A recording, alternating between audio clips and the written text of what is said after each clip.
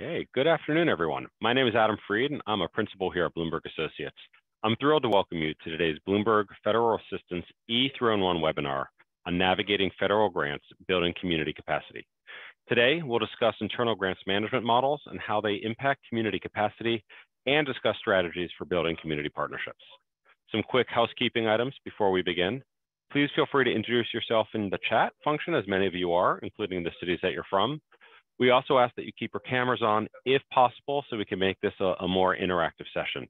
At the same time though, please mute yourself unless you're speaking. And if you do have a question throughout the program, we will invite you to come off of mute and on camera if you're interested in asking that. And throughout the program, you can use the chat function to share your thoughts, ask questions of the panelists, talk about some of the best practices you may be doing in your city. We'll be collecting these for use throughout the Q&A portion of our panel. And as I said, during that time, we may ask you to unmute yourself to ask your question if it's posted in the chat. Finally, and this is probably our most popular question, all the resources that we share today, both on screen, in the discussion, or in the chat, will be sent to you after the session and posted online at our E3-in-1 website, which we'll post a link to that for the session as well. So everything will be delivered to you. Today's session is part of an ongoing partnership between Bloomberg Philanthropies and the U.S. Conference of Mayors to help cities navigate and retain COVID recovery and response funding and the Infrastructure Investment and Jobs Act. I'd like to recognize and thank Laura Waxman, Dave Gatton, Dave Burns, and Tom Cochran from the conference for their ongoing partnership and support, as well as my colleague here at Bloomberg Associates, Megan Sheikey, who helped organize today's panel. Through our program, cities have been able to ask national experts questions about the federal funding sources available to respond to and recover from COVID-19, as well as new infrastructure funding. In the past 2 years, we've provided detailed answers to almost 400 questions from cities, all of which are posted on our website for all cities to access. We've hosted almost 24 content workshops, like the one we're hosting today, to address pressing issues related to federal funding, including grant writing and management, strategies to boost municipal workforce capacity, how to leverage federal funding for resilience projects, and how to work with non-governmental partners. All of these sessions and the materials can be found on the E3-in-1 website. All told, approximately 6,000 municipal staff from more than 1,300 cities have engaged with the program, which is part of the local infrastructure hub that we kicked off in July. All of the materials from the hub, including notices of upcoming events and funding opportunities, can be found on the website that is also being placed in the chat, and I encourage you to visit that if you haven't already.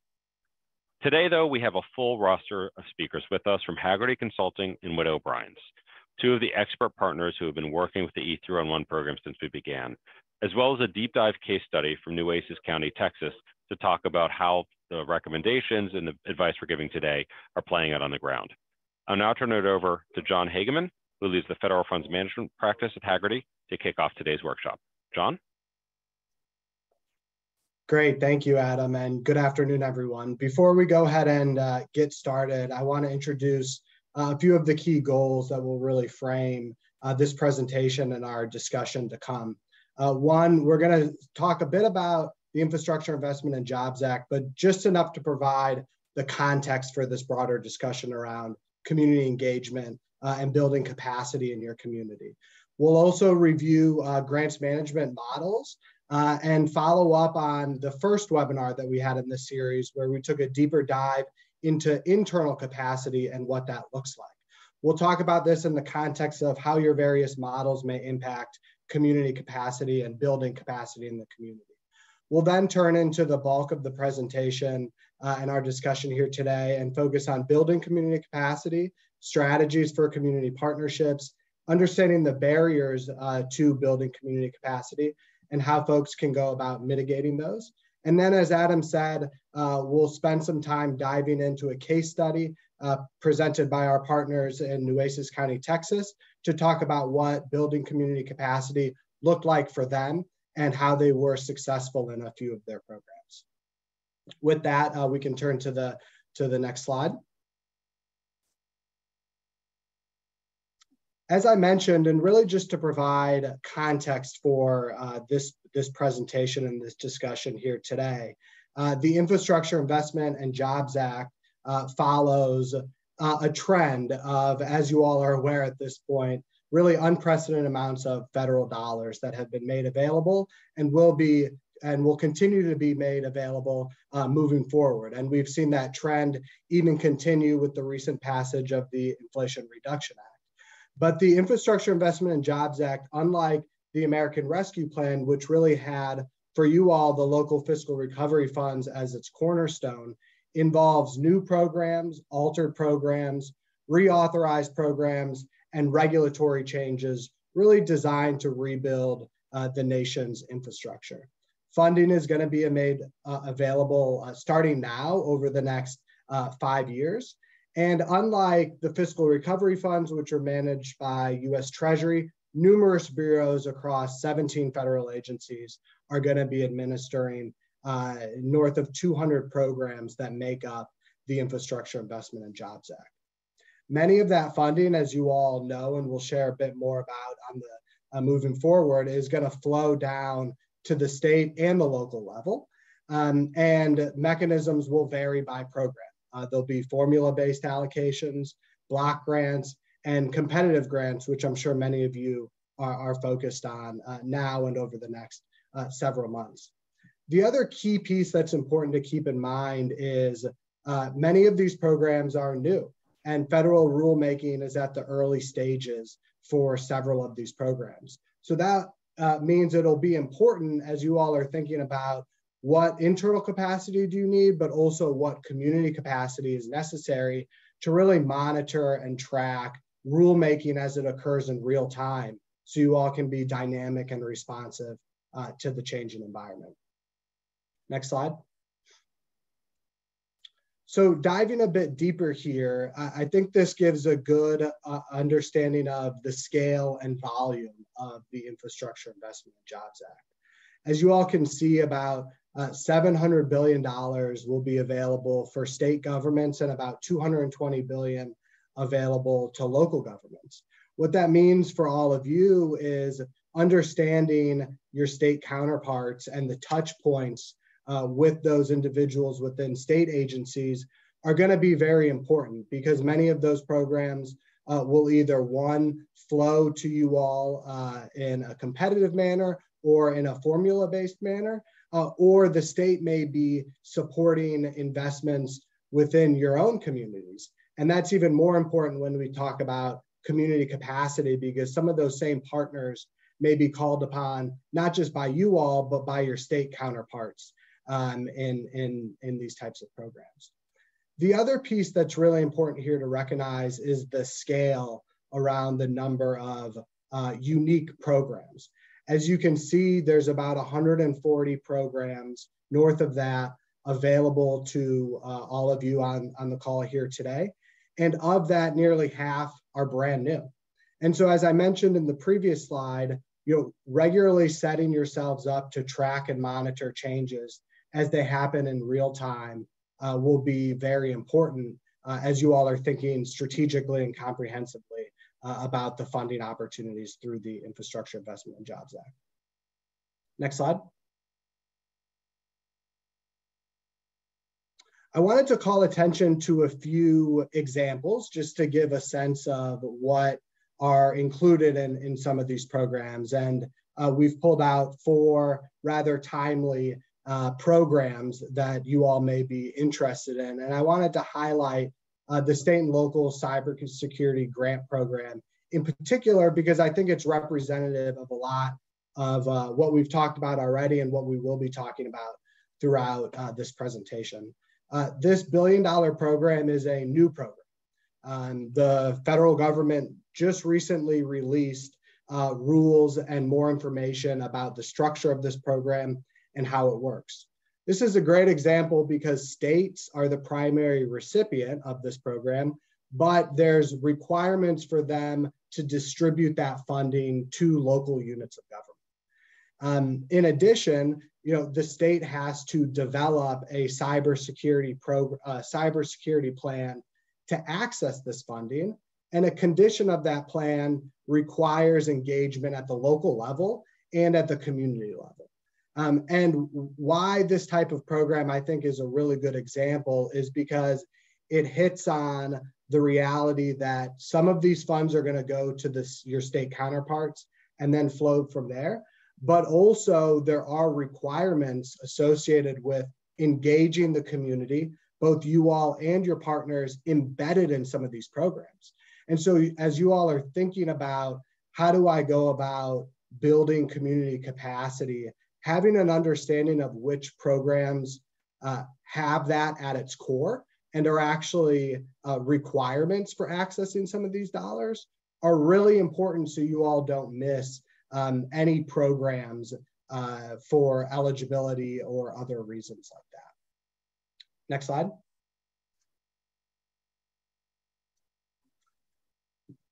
So before we shift into community capacity and what that looks like, I want to revisit some of the discussion that we had in the previous webinar. And for those who were unable to attend that webinar, you can find that on the E311 webpage. In the first webinar, we focused on internal capacity and what that looks like. We talked a bit about the various grants management models that many of you are operating against and the variations of those models and how those models impact your own internal capacity. On one end of the spectrum, some folks on the call may operate more centralized grants management models. You may have a grants management office or some other type of entity that's responsible for overseeing and managing grants citywide. On the other end of the spectrum, and likely for many folks on the call, you're going to fall in the decentralized or the hybrid model. Departments may have responsibility and accountability when it comes to grants management, or there may be some type of coordinating entity who's responsible for coordinating and collaborating among agencies, but not as far as a centralized model where a lot of that is centralized under one entity. Why we're revisiting this and what I think is really important in the context of building community capacity is having an understanding of how you all operate grants management directly impacts your community partners. For example, in my previous life, I was with the city of Detroit, and we have a centralized model. Under that model, there's a single point of entry through the chief development officer and that function for the community groups and philanthropic community. It may be easier for community partners to access the city through that type of model than a decentralized model. But for many folks on the call who do operate a decentralized model, you're going to want to be mindful of the various touch points departments have with community partners. For many community partners, they may be asked to do or administer multiple programs by multiple agencies. That may put burdens on them that one agency may not be mindful of.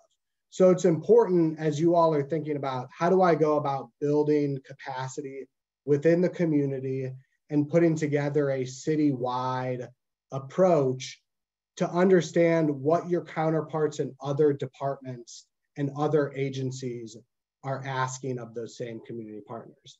And because I know we have a lot of finance and budget folks on the call today, you all, I think, are well positioned to offer a point of view on that, since you all likely know through the budget process all of the various agencies and their touch points with community partners and community agencies working on services and programs citywide. So at this point, we'll shift into the larger conversation around building community capacity and what that looks like. And I'll turn it over to my counterparts at Witt O'Brien. Thanks, John. I first want to make a note, to make sure cities don't have tunnel vision as it relates to IIJA.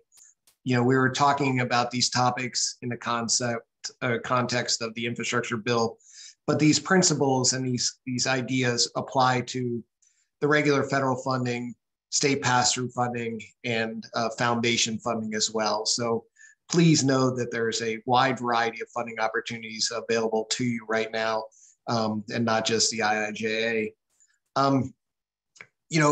Building community capacity is critical.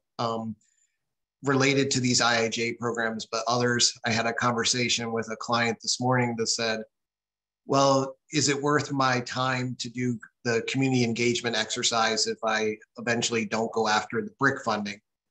And you should not look at community engagement in the context of a single program, but in the larger concept of a funding strategy and how you'll maximize money coming from IIJ and all these other funding opportunities. But before you get started, next slide, you really need to do a regulatory review. When we stood up a centralized grants management office, the first thing we did was engage our legal folks. And they looked at all the applicable statutes, regulations, and laws to identify barriers of entry, things that individual agencies and departments couldn't do, certain types of community-based organizations that under the current circumstances, we would not be able to partner with or do joint applications with. Some common items are things like organizations that make political contributions. There might be firewalls established, gift clauses. There are state and local jurisdictions that have items called gift clauses, and oftentimes grants get thrown into that bucket. And there are organizations who believe they cannot participate in grants because of gift clauses. Those need to be addressed from a legal and regulatory perspective. Conflicts of interest. Oftentimes your key non-government partners also serve in official and unofficial capacities within your municipality. They chair boards and commissions and serve in other positions. And how might that influence or preclude their organization they're associated with from partnering with the city? And then things like insurance requirements. Oftentimes cities repurpose their procurement policies for their grant policies and have insurance requirements that many NGOs cannot meet. So it's really critical before you get started to do that regulatory review and see if there are any barriers in place that would prevent community engagement. Right now, under the State and Local Fiscal Recovery Fund, we have some interesting tools that you should examine as opportunities to maybe partner with some organizations that historically you have not been able to partner with. Things like beneficiary designations. Historically, NGOs could only be either a vendor or a subrecipient. Beneficiary designations were saved for individuals or households. Under ARPA, you can extend beneficiary relationships to organizations and entities. And it might be a way to, build some partnerships with some folks that historically you couldn't. Also, under the revenue replacement provision of government services, there's some lesser uniform guidance requirements that also might allow you to partner with some NGOs that traditionally, either they can't comply with or you would not partner with because of certain compliance standards. When engaging with your legal folks, as well as your potential NGO partners, it's really important to provide, the complete funding opportunity so that they can see what the regulatory requirements are in the context of the funding opportunity. We have often found that you ask for a legal opinion about a particular topic, you get one answer, it's out of context of the program. So to the extent that you can share the NOFO, share the funding opportunities, and really partner with your legal folks from the very beginning, that'll help with removing any of these regulatory or statutory impediments. Going forward, really determine what flexibilities you have. In some instances, it might be an area where you have no flexibilities and it's just not an opportunity for partnership if there's a conflict of interest provision or something along those lines.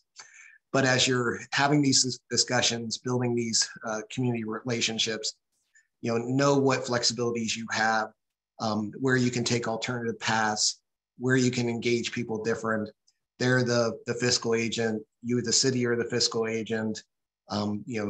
those designations matter, who performs what functions under certain grants, and just have a game plan going forward. With that, I will hand it over to my partner, Jason Misselbauer. Hello, everybody. Jason Misselbauer with Witt O'Brien. We're going to talk about forging strategic partnerships. Next slide, please. So we're going to discuss a little bit about the who and the how here. So again, this is not a full list, but just giving you some thoughts around thinking about strategic partnerships and who to engage. So first is looking at nonprofits, obviously, or coalitions and alliances. There's a link there for the National Council of Nonprofits. This link will provide you statewide associations. These statewide associations serve your nonprofits in your states. In the past, we've engaged here locally in the state of Arizona. I engaged the Alliance of Arizona Nonprofits to assist with marketing, communicating our funding opportunities, so we could, not always work with the same entities with every funding opportunity, that we were reaching out to a wider, broader community, given that their listing has the complete for the state of nonprofits. Additionally, engaged the Alliance to help us find new partners, looking at different sectors in nonprofits for demographic reasons or service providers, a certain service that a nonprofit provides. So a great resource there. Additionally, much like that, the Council of Foundations, that's a link to finding foundations in your states. We utilize this to look at who they were funding. We engaged the Arizona Community Foundation to see if there were folks that they weren't funding for one reason or another, and if we could fund them. Also, we looked to sort of merge our initiatives and provide funding to ACF to make a wider impact, more funding available. So another great resource. Additionally, looking at your community colleges or IHEs, your universities in your area. Many of them have schools that are, or colleges within them that really want to take theory to practice, and Lilly Family School of Philanthropy and the ASU Lodestar Center for Philanthropy and Nonprofit Innovation are two great examples. They are great for research purposes, but also for engagement and putting that theory to practice, with funding or with projects. Another one is other municipalities, not just in your local vicinity, but also thinking wider. Treasury released all of the data from the state and local fiscal recovery fund reporting for the last two reporting dates, and going through that data to look for other folks in your area, state, maybe region, and seeing what they're doing with the funding and seeing if there is some commonalities or some relationships there to partner with on initiatives, but also future funding opportunities. Additionally, there on other municipalities, looking at your local leagues, leagues of cities and towns or county associations for services that they provide and opportunities there to connect. And then one other thing that I thought of just today is also with being stretched so thin and people wearing many hats, look internally too to your municipality. I know one of the things that, working at a state, at least, we normally, our departments and divisions didn't know what other departments and divisions were doing, both, within one department, but also across the entire municipality. And then finally, or additionally, looking at national and state associations, coalitions like NACO and the National League of Cities, but also maybe around a sector, energy, electric vehicles, to name a few. And then finally, for professional associations or development, NGMA, GPA. Also, I know we have a lot of finance folks, GFOA. You know, for many of these organizations aren't just around the area of like grant management, but are providing guidance, you know, partnerships around trainings and such for you or your stakeholders. So when should we start these strategic partnerships? Much like what John and Matt was saying, you know, forging them now for the future. You know, it's starting them now. There's a lot of funding coming down from IIJA, you know, in the next couple months that are competitive and that will have the requirements that John was mentioning around inclusion, community engagement, et cetera, that, you know, starting now is your best case scenario. And then last or additionally to win is, you know, in these partnerships, make it a win-win decision for each other, you know, collaborating, listening to them, you know, figuring out what the appropriate engagement determination is for those folks, along with, you know, is it a letter of support? Is it co-application? Is it a sub? You know, figuring all of that out and communicating with them. And then lastly is why do these strategic partnerships? So as John mentioned, a lot of these requirements are going to be embedded where, you know, be it required or part of your own DEI, diversity, equity, and inclusion initiatives, you know, to reach that broader audience. You know, we see it in ARPA, you know, about reaching disadvantaged, underserved communities. And then finally, casting a wider net. You know, in all of these strategic partnerships, you know, it's as a grantor, it's making a better or a bigger impact, a larger impact across all areas, not just the usual suspects. And then as a grantee, so applying application, you know, having a stronger application by having all of these, engaging all of these different entities and areas. And with that, I'll kick it back to Matt.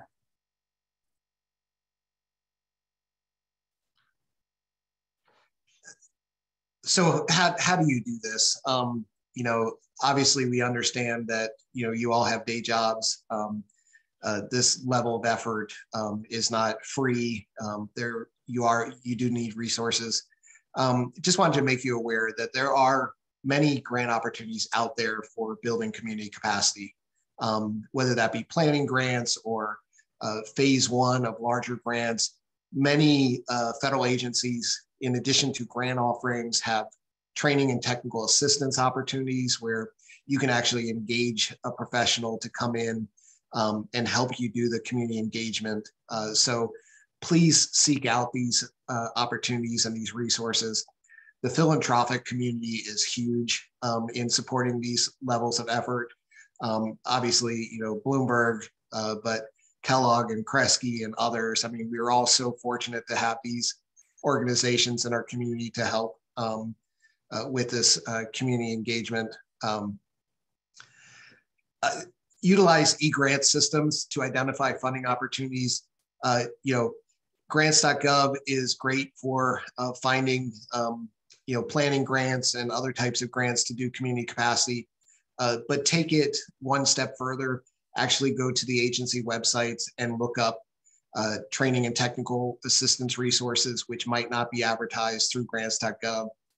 Most federal agencies have a TA clearinghouse where they'll list the opportunities that would be available to you and or your community partners. These e-grant systems like grants.gov also have embedded training. Grants.gov has a Grants 101 section, which not only is great for, you know, new staff with your organizations, but also to make available to your community partners. So you're not having to develop training materials to roll out to community folks. Subscribe to notices of funding availability, funding opportunities, and cast a wider net. So don't just look for, you know, water, sewer, infrastructure type projects. Also look for these, you know, planning opportunities, community development opportunities as well. You never know where you might find opportunities that will help you with your community engagement efforts. As you're working with potential partners, NGOs, really encourage them to start the e-grant registration process. You don't know where your relationship is going to end up. One of the best things they can start doing is registering for a unique entity identifier and register through sam.gov.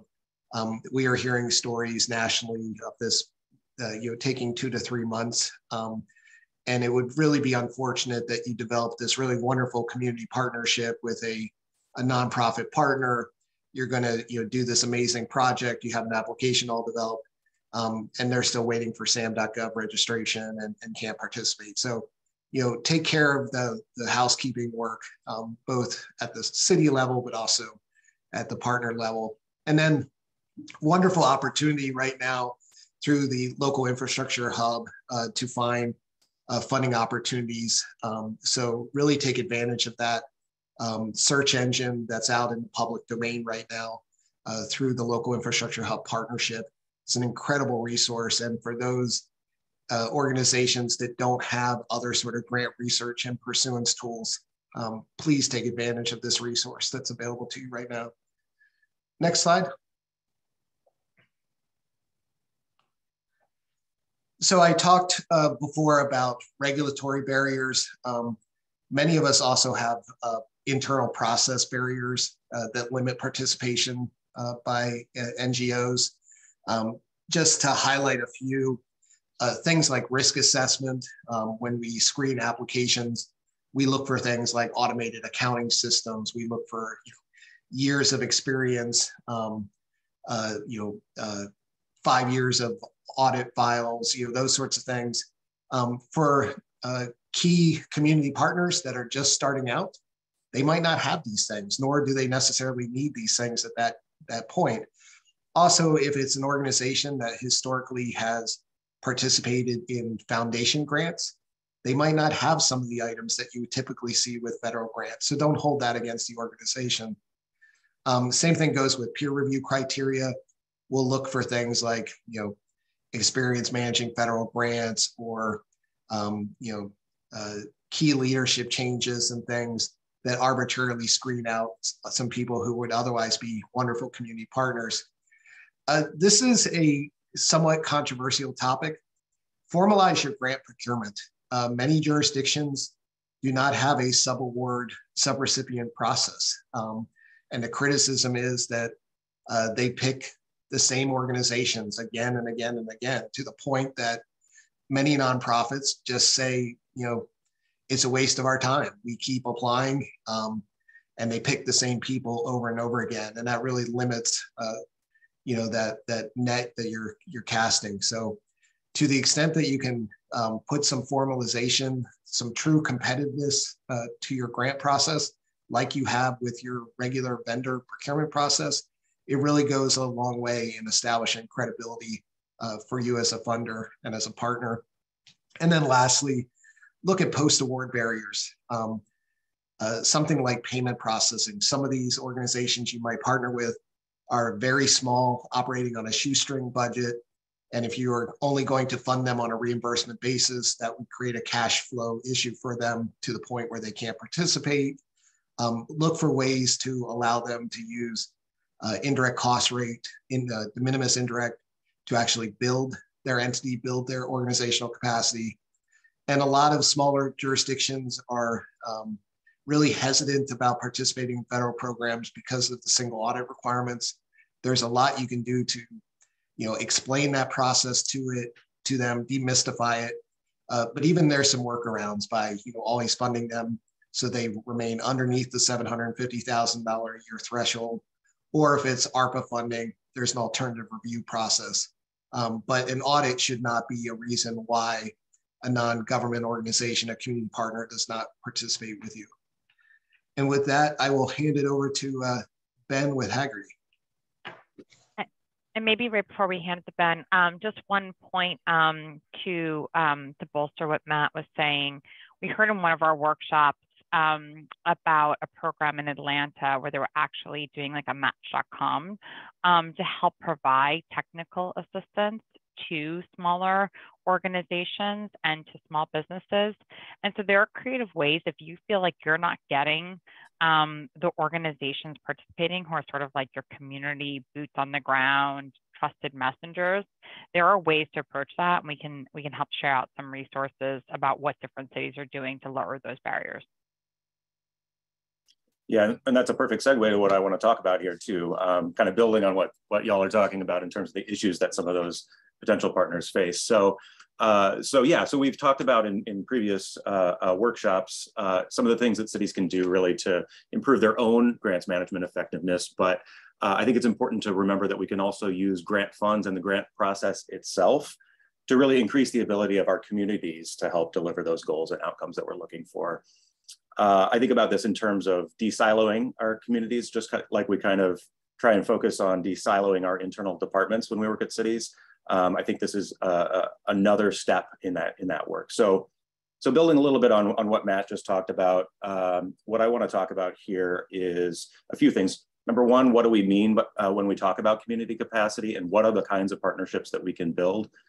The stakes if we ignore those partnerships, common barriers that organizations face in the community, and then some strategies that we can employ to help mitigate those barriers. So really it's pretty simple when I think about community capacity. Really, it's just our ability to identify shared priorities and deliver results on those priorities.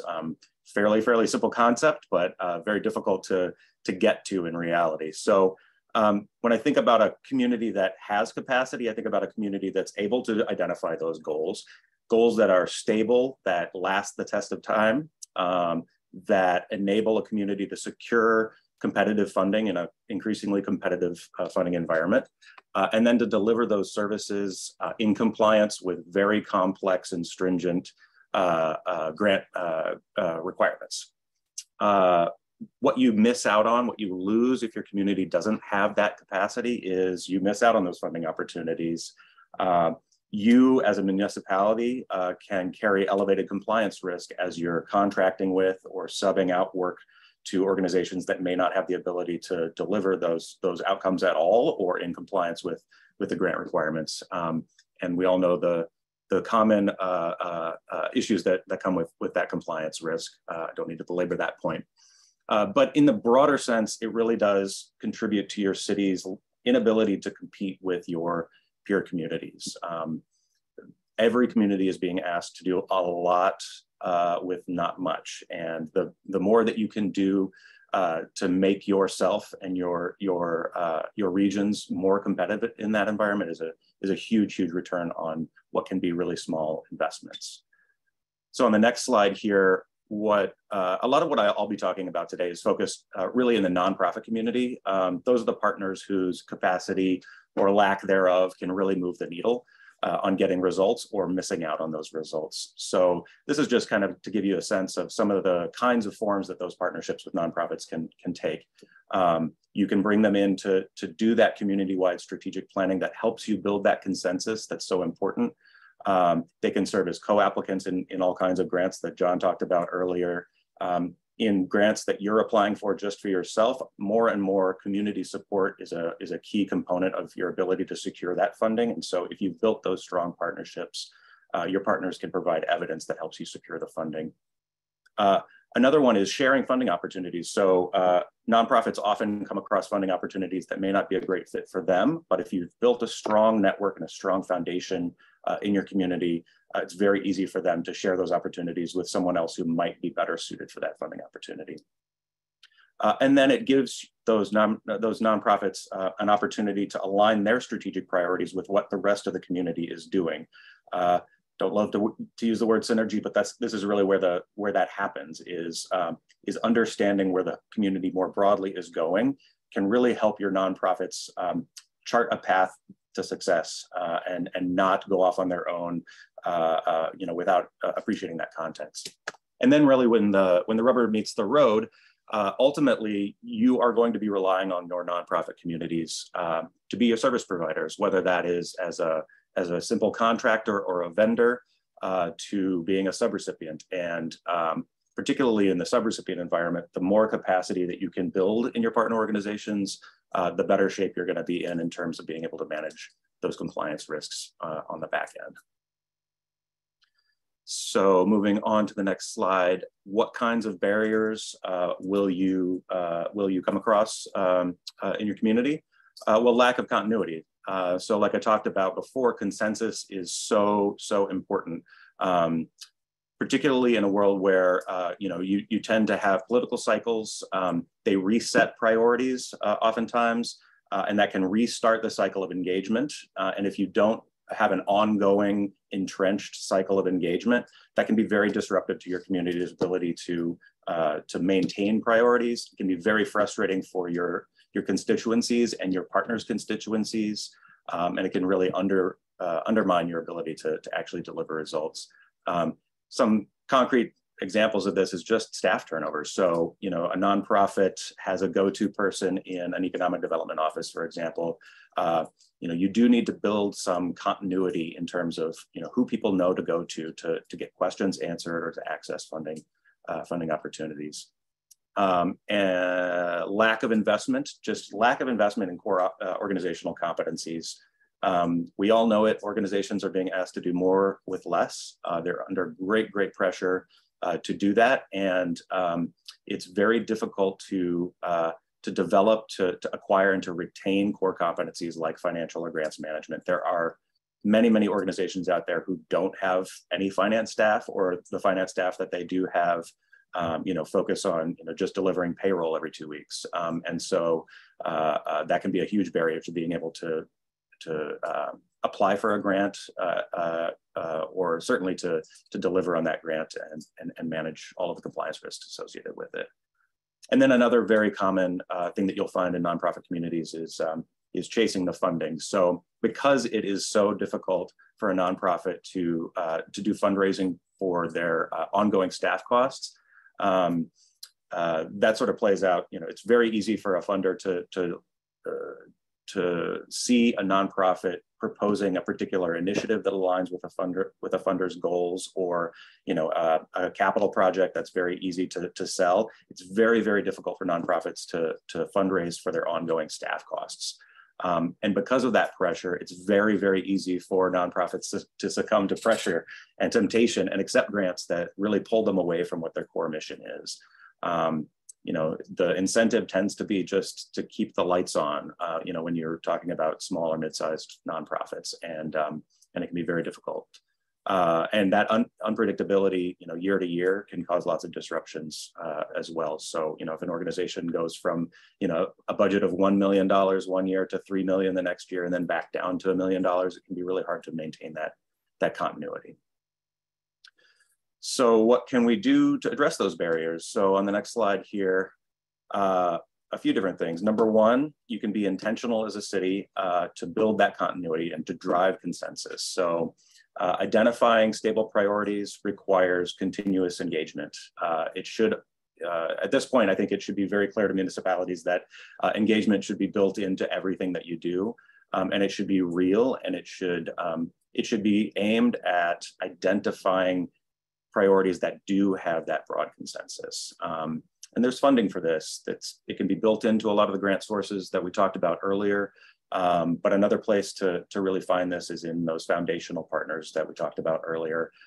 Foundations have long recognized this as a need. And so there is funding out there to support that work. And there's expertise out there to help you do that engagement. The second thing that you can do here is to leverage your status as a funder. So you have a lot of power as you deploy your federal funds or your own local revenue funds. And so you should be very thoughtful about how you design your programs and how you deploy those funds. Don't do that in a vacuum.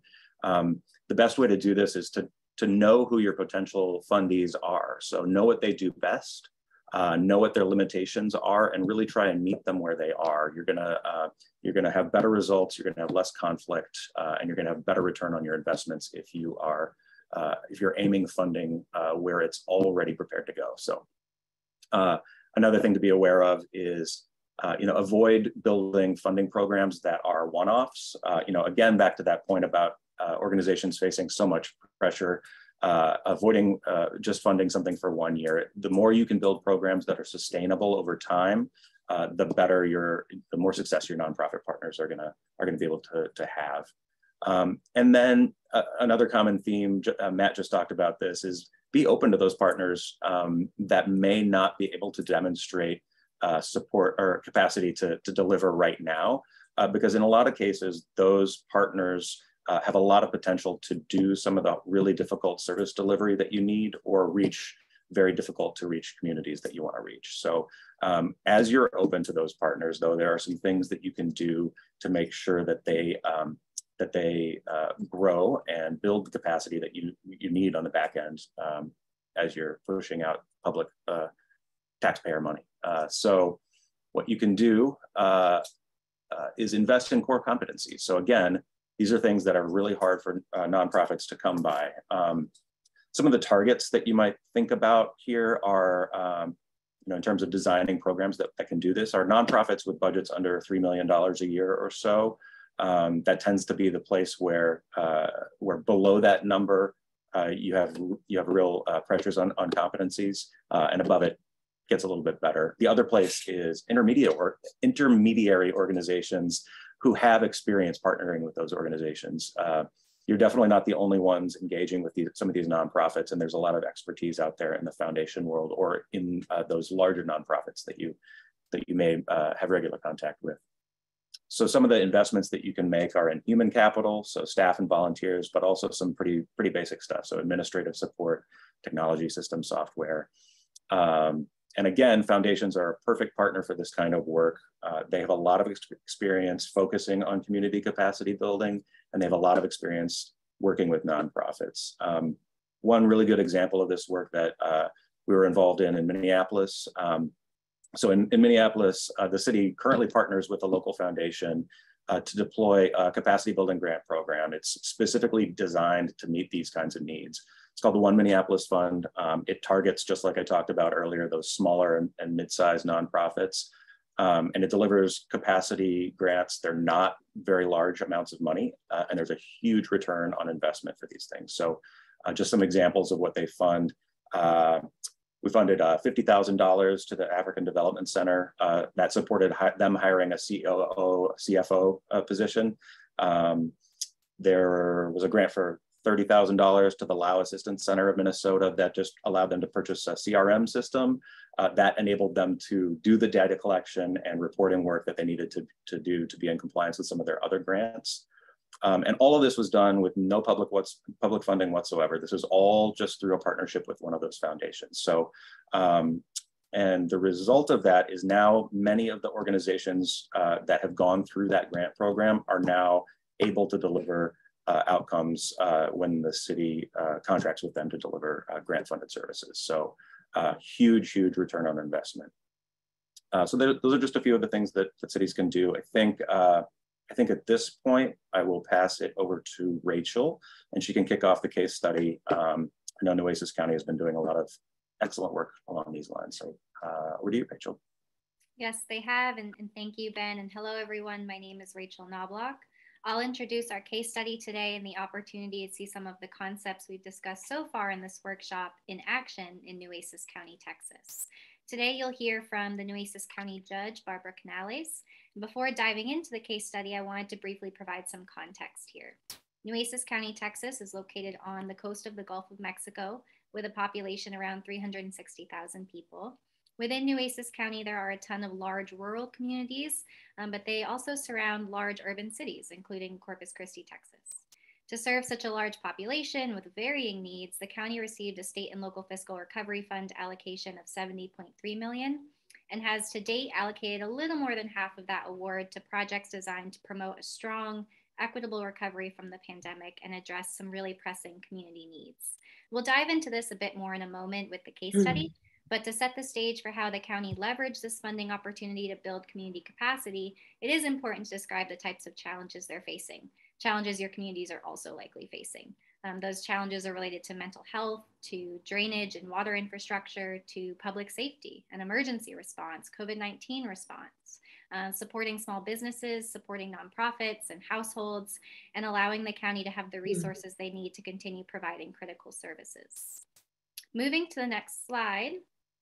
And before introducing Judge Canales and allowing her to speak to her experiences and some of the community capacity building success stories in the county, I wanted to highlight some of the ways in which the county's goals to use state and local fiscal recovery funds in a transformative way motivated them through the leadership of Judge Canales to engage a diverse group of community partners and residents, including elected officials, nonprofits, small businesses, county leaders, government leaders, a whole spectrum of leaders to really explore unmet needs and identify shared goals and priorities, the very goals I introduced on the last slide.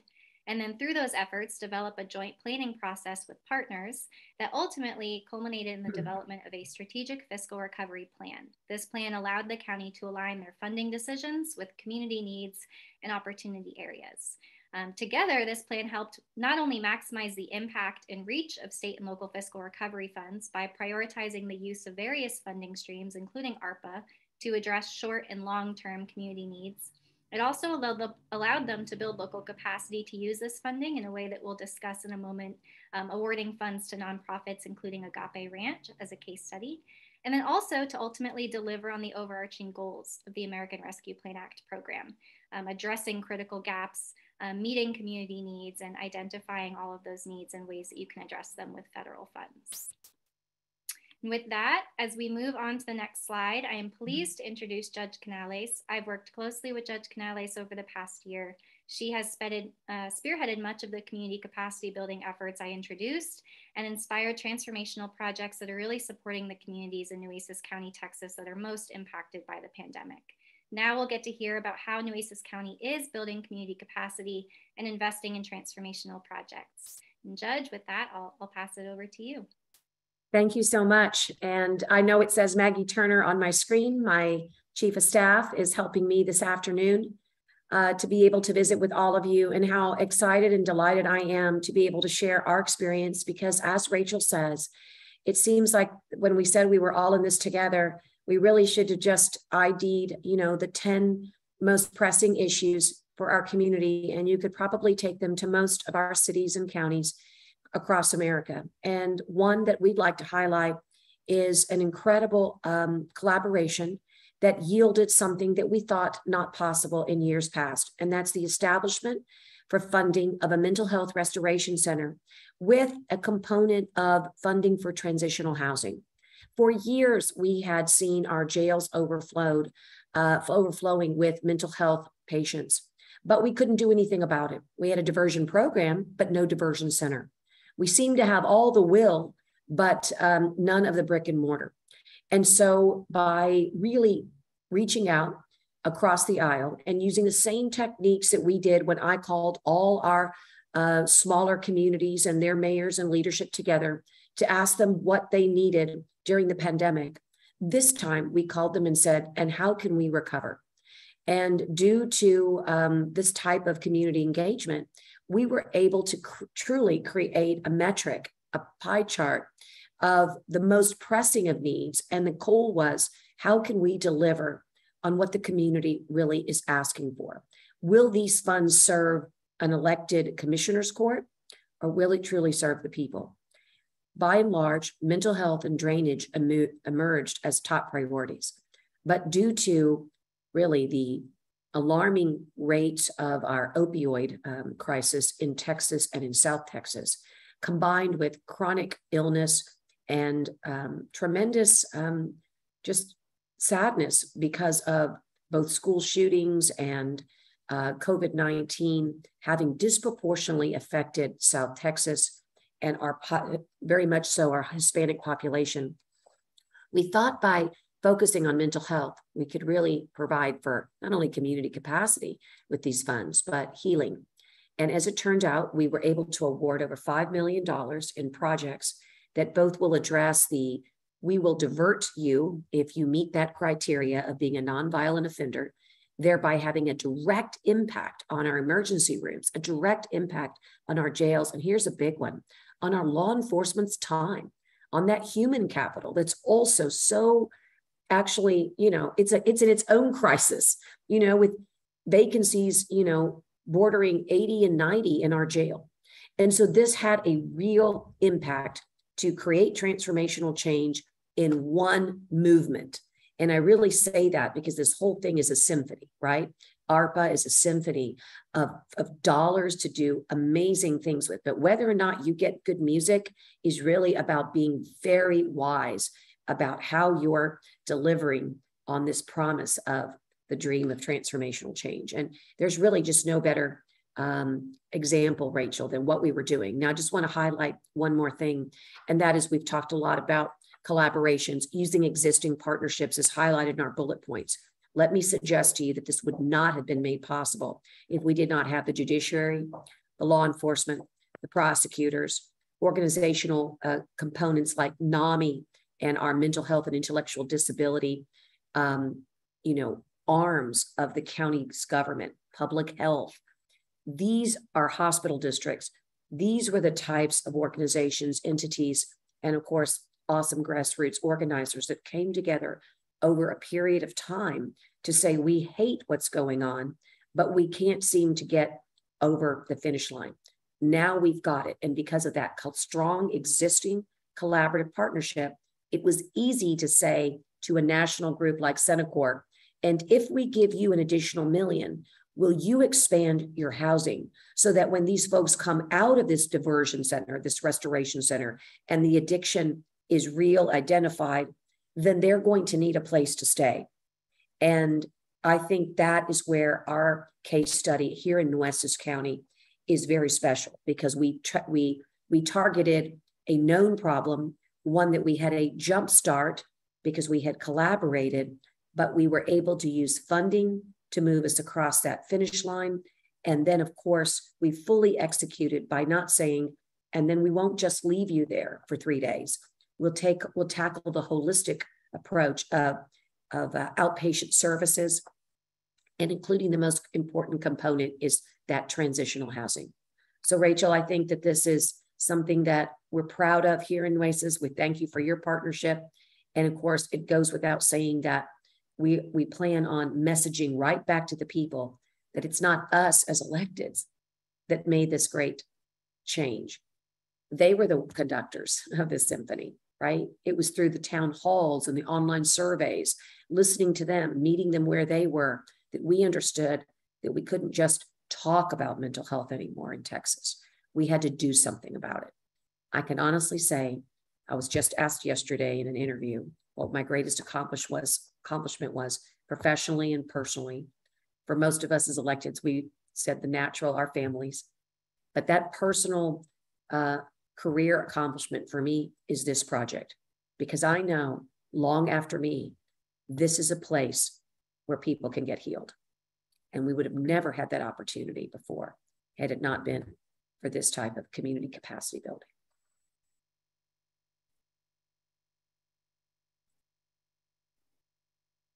Great, thank you, Judge Canales. And I also wanted to take a minute to introduce another project that really goes back to topics we've discussed so far in this workshop related to supporting local capacity at the grassroots level by investing in nonprofits. And beyond all of the fantastic outcomes that we'll see with this mental health investment, we also see a lot of benefits coming out of investing in nonprofits. And I'll briefly introduce some of the internal capacity building efforts that went into making this project happen. But I also wanted to give Judge Canales an opportunity to describe Agape Ranch, describe the community need here, and really introduce how this project came to be before I dive into the compliance considerations for this piece and ultimately summarize with some thoughts on community capacity building. Thank you, Rachel. Well, let me set the stage for you. It's my understanding that on this great webinar here today, that there are many of you that are electeds, part of the United States Conference of Mayors, or perhaps you are county administrators, county judges like myself. And so I want to address something that I think is very important. And that is that as electeds, we have a front row seat to everything that is happening in our community. And it's sometimes through those front row seats where you do a classic ribbon cutting that if you'll just for a moment forget the fact that you're there ceremonially and really understand and ask yourself, how can I really make this project soar? What are the wings that we need to get this to fly? Because these ribbon cuttings so often are really an expression of we want to make an effort in our community to solve X problem. For Agape Ranch, I was invited to a classic ribbon cutting in an unincorporated area of my community, a place where acreage had been purchased and the dream had been built. In my community, close to the border, human trafficking is not something we just talk about as a national crisis. It's a real living, breathing issue here. And when you have a foster care system like Texas, what you have often is when the children term out, there is nowhere to go. And so what often happens is they do fall victims yet once again to the streets, to prostitution, and to potentially human trafficking. If they only had a place where they could continue to be nurtured, you don't stop becoming who you are most likely until you're well out of your teens. And so the idea of cutting the cord at 18 was unthinkable to so many in our community. So Agape Ranch, agape meaning love, came about for that reason, to provide a community neighborhood for these young adults who are still so vulnerable, who need to get their feet on the ground. So from a simple ribbon cutting, my mind started to think about what it would take to build more homes. And as that ribbon cutting came to an end, COVID hit.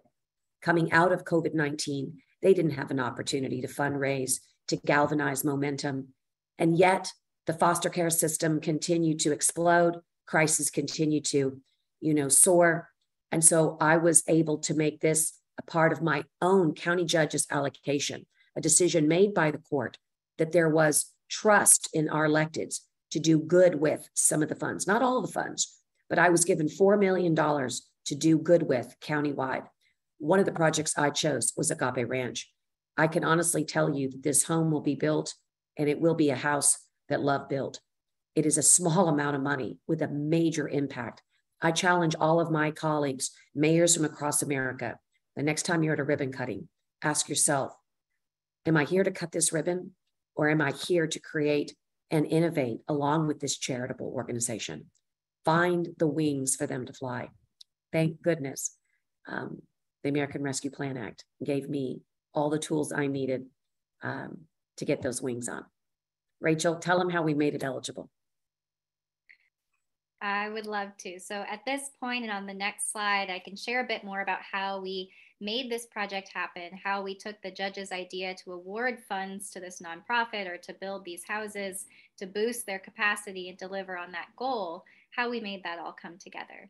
So we were able to, through collaboration with the county and this nonprofit, identify the need and establish a path toward addressing that need. We first met with the Agape Ranch leadership to learn more about the project, learn more about their organization, their goals, and then ultimately through that discussion, we learned about the scope of the impact on COVID-19, on their ability to provide those services, the impact it had in their ability to purchase land, the impact it had in their ability to access supplies to build the homes, and then ultimately the ability to fundraise and host galas to raise money for that purpose. And upon gathering that project information, our team was able to leverage the flexibility a speaker presented earlier related to making impacted nonprofits beneficiaries of funds rather than subrecipients. That discovery and approach allowed for simplified compliance under state and local fiscal recovery fund and uniform guidance requirements, and therefore ushered in a more efficient approach to awarding funds to Agape Ranch with the goal of getting funds out the door to the community as quickly as possible. We worked with county departments then to develop administrative tools designed to facilitate compliance with those regulations, including providing a comprehensive eligibility review and commentary on eligible program design, and then the final development of a beneficiary agreement that complies with all of the applicable regulations. And taken together, it's projects like this and all of the work that went into coordinating with potential partners and building priority project lists and attending those ribbon cutting ceremonies that really boosted the county's internal and external capacity to effect positive change in this community. And before moving into Q&A, I also want to note that although Nueces County forged these partnerships to inform their American Rescue Plan Act funding decisions, this collaborative effort and the process of identifying shared priorities will inform future grant pursuits as well, and is currently informing their ability to pursue Infrastructure Investment and Jobs Act funding. So this really speaks to the value of engaging with stakeholders and potential partners earlier rather than later, because building those relationships takes time, and understanding the full scope of community needs and the community's capacity to deliver on those needs certainly takes a ton of time too. And so with that, I'll pass it back over to Jamie for the Q&A section of our workshop. Thank you so much, Rachel, and thank you to all of our presenters, especially Judge Canales. It's inspiring to hear about that work and the effect that it's having on real people's lives. With that, I think our first question, and I'll ask Mayor Ziadeh to come off of mute to ask her question about your projects. To you, Mayor Canales. Thank you, and I apologize for the poor lighting. This office is terrible. You're in Florida and you're on, so that's a big deal. Okay. How, you know, we have, our city is a small city. The county isn't always as generous sharing their funds with small cities, and a small city, you know, we don't normally get federal funds. So ARPA funds were a godsend to us, truly. But how were you able to substantiate to the residents this program as opposed to giving it directly back to them, because they're struggling? So they want assistance with their mortgages, with their rent, with redoing their house. As far as, you know, we're in South Florida. Luckily, we were not hit by the hurricane. It went on the other side of Florida, but you know, they wanted impact windows. They need their roofs done. So how were you able to substantiate not doing that versus what you actually did? I mean, I get 100%. I'm a guardian ad litem, so I agree 100% with this program that you did is amazing. And we do have some around the county, but specifically, you know, it's that conversation, I guess, is what I'm looking for. Yes. So first, let me just tell you that one of the things that we did do was set aside $1 million for 501c3s to apply. And we really have not been able to distribute those yet, but we are building capacity to say, hey, we're going to have a cap of, let's say, 25,000 or 35,000. And we're going to be looking for those 501c3s that really almost augment our own social service capacity. The second thing I'd say is that I was a real stickler about ERAP, Emergency Rental Assistance Programming. And I was so upset that the county didn't have enough funds. The city didn't have enough funds, the urban center, and the county had too much funds. It was lopsided. But we had the, I guess, strategic partnership of Hagerty to be able to develop they had proprietary software that really got rental assistance, which was in my neck of the woods sorely needed. So the county was able to lead in that rental assistance space. So while I'm trying to do good here, I couldn't abandon ship over here. And I really elevated the public messaging on tenants. If you need rental assistance, we're going to help you, but we're going to do it through this program. And then finally, I used the same, I'm an engineer, lawyer, but I always kind of fall back to what you know best. And in the engineering world, everything runs on a benefit cost analysis. And really what I decided was that at $83 a day is the amount of money that it costs if you are a mental health resident of the Nueces County Jail. That's what it costs the taxpayer. But if you're non-classified as mental health, you're probably running at the $20 mark.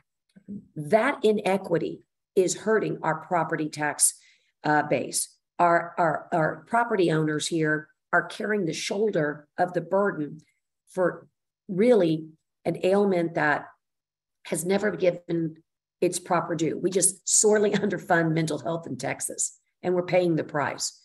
And so I was able to use an economic argument, and that economic argument was twofold. And then I'm going to get into the more of a, I guess, a personal or spiritual argument. My economic argument was, guys, this is so incredibly important for your pocketbook. If you care about true recovery for your own household, so you can have those extra dollars to make those investments that you feel are right for you and your family, you've got to realize that the burden you're carrying is your tax payment, because we don't have income tax in Texas. We do property taxes, is just outrageously high because of this mental health crisis. And so therefore, this economic benefit to you is a smart way of making a good investment. And then on the, I'm going to call it the emotional, spiritual side, what we have here is a classic, and this, might work for my neck of the woods, but in South Texas, just culturally and religiously, we had a very strong sense of, we want to make an impact. We really want to help people, but we don't know how. And this was a way to say, I'm going to help you find that key to that door that we've been saying for too long. And after being the #1 place in our community, I'm sorry, in the country, forget the community, we were there too, but in the country for COVID-19 positivity per capita, twice, July of 2020, when we first had COVID, and then again, unfortunately, during Delta. And we had disproportionate death for my Latina brothers and sisters and our Black brothers and sisters. And it was too much to bear, whole households being wiped out. And so when we said to them, we've all suffered and we want to get us healed, we've got the vaccine to get us over COVID, but what's really going to heal us from those addictions, from the drinking, from the drugs, from the depression, from the anxieties? Everybody turned their hearts to mental health. And that was a message I was able to bring home because it was right for my community. May not be right for everyone, but we had already endured Hurricane Harvey. So we had been already working on those federal CDBG, DR, and MIT programs. So I was blessed in a way that through tragedy, I had triumph, right? Through Harvey, I had money coming in for those homes. Through, ERAP, I was able to help with that rental assistance. And now through ARPA, I can tackle those things that are never going to be available to you unless I tax you. And I don't want to do that. And that economic benefit and that emotional, I call it the double E, that won the day here in Nueces County. Thank you so much, Judge Canales. So it was really interesting to hear about how you were able to use, data and economics really to make that pitch, as well as, making the point about the social impact. Yeah, thank you so much. And while we are bringing up our next question, I'm also going to launch a poll, if you wouldn't mind completing that and just sharing with us, what we can be doing better. This is an iterative program. Feel free to also message me directly. We want to make sure that what we're presenting to you is valuable. We know that your time is a precious commodity. And so please share with us what you're learning and then what you'd like to see. And I will, while the poll is up, I will ask our next question, which was from Frank Zua, who I think had to leave us a little early, but it was really about that sort of like, what are the core functions of a centralized grant management function? We had a whole session on that that I sent around in the chat, and I'll send it in the follow-up materials. But maybe Matt or John, if you could just, I think John addressed this one. If you could just speak a little bit about what you found in Detroit or the essential functions. Sure, I can talk a bit about my experience in Detroit, and as Jamie said, we did a case study on just this at the last webinar. So I'd encourage folks to take a look at that. But the way we thought about it is, what is the full grants management life cycle? There's pre-award and post-award, and beyond the grants management cycle, how does that cycle interact with other government cycles that occur, whether it be budgeting, capital planning, procurement, hiring, and where are all of those touch points? And then we thought about, for the grants management office for Detroit, where should it live? Is it in a finance function? Is it in a chief executive function? Is it in an agency? We ultimately landed on the CFO's office for a variety of reasons, which I kind of got into on the last webinar. But I think it's really important. One, where does the office sit? At times they can sit with the chief executive. Sometimes that is a positive. Other times that creates the risk that those funds will be removed with the change of administration. So that's something to think about, where it lives. And then also, what are all of the functions that occur through the grants management lifecycle? And either are those going to be covered and performed by the centralized grants management office or another entity? And if another entity, what type of oversight or monitoring role does a grants management office have? So, I'll kind of stop there on Detroit. I know Matt probably has a thought on this given his time with Arkansas as well, but I would also encourage folks to take a look at the last webinar where we talked a bit more about Detroit as a case study. Sure. So I'd just add some of the key functions of a centralized grants management office. It starts with grant research and pursuance. We, in the state of Arizona, we actually found we had multiple state employees whose full-time job was research and pursuance, and we were able to repurpose those individuals to huge cost savings. Shared services, whether that be managing a shared service type contract that agencies and departments can select off, or actually having those individuals. So things like grant writing, monitoring, single audit processing. One of the things you probably don't realize within your own city is you're funding the same organization from multiple departments, and they have a responsibility to send their single audit reports to each of those departments. And you have staff independently reviewing the same audit reports from the same organizations. Incredible amount of waste that we were able to centralize into a single audit clearinghouse within our centralized grants management. Certainly policy development, training, professional development, IT system hosting, if you're going to use a grants management solution. Again, in Arizona, we found we had 23 individual grants management solutions. We consolidated that into a single one, as you can imagine, the cost savings. But one of the interesting things I'd like to add is what a centralized grants management office can do is keep track of why you're not winning grants, why you're not being successful. Is it because you're not leveraging the right funds? You don't have the right partners? Your grant writing just isn't of a suitable capacity. So we were able to track not only why the grants we were winning, the amounts we were, but also track why we weren't winning and able to proactively address it. And that's something you can do with a centralized view of your grants management enterprise. So that's just a couple items I would highlight would be key functions of a centralized grants management office.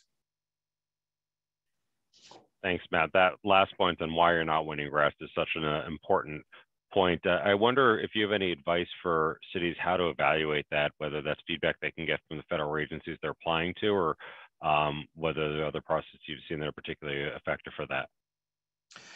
So some federal agencies and foundations are proactive. They will tell you your scores. They will tell you why you weren't successful. Unfortunately, that's not usually the case. You usually have to go seek it out, and it can involve a Freedom of Information Act request. Just like consulting firms will submit FOIA requests when they're not successful on requests for proposals put out by your cities, U.S. cities are able to put out Freedom of Information Act requests to federal funders to find out why you weren't funded. It takes a little bit of effort, but I will tell you the information you learn, the reconnaissance, is invaluable. And you might find out that it's had nothing to do with your project. It was geographic distribution or some other issue.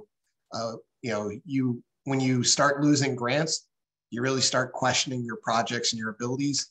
And oftentimes it's not that at all. So it's incredibly helpful to know why you're being successful or why you're not being successful.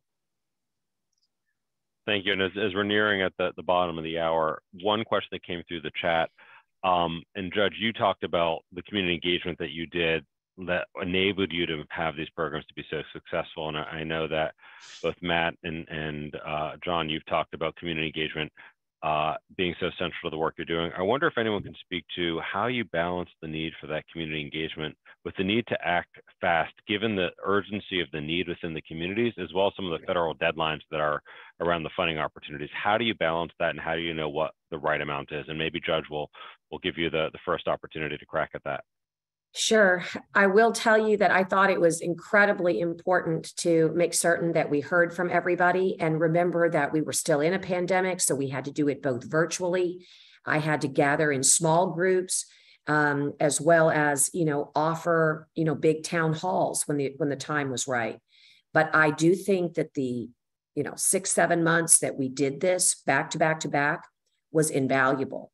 But here's what you've got to remember. Once you gather the information, don't hoard it. Give it back to them. Teach them that you listened to them and that here's what they told you.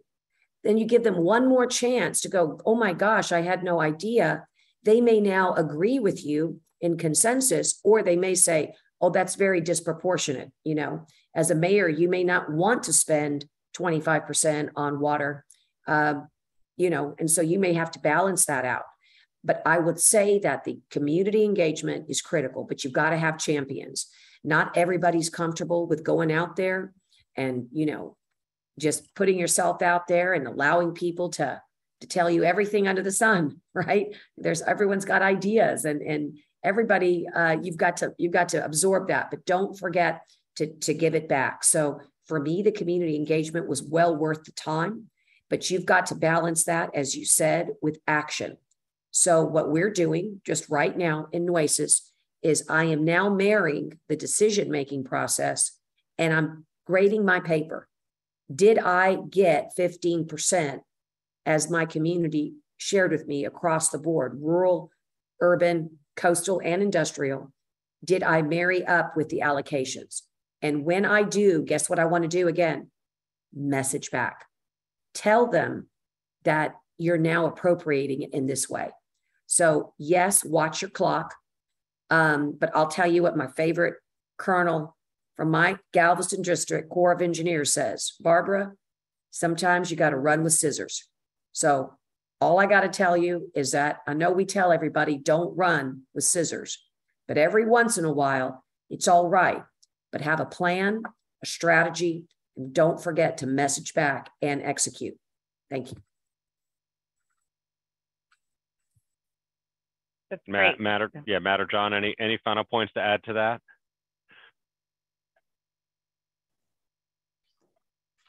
I would just say, we made the points in the presentation that, the community engagement has to be an everyday activity. ARPA certainly forced us with some timelines, but this is something you should be doing early in advance of future funding opportunities that we haven't even learned of yet, to make sure you have those strong community relationships.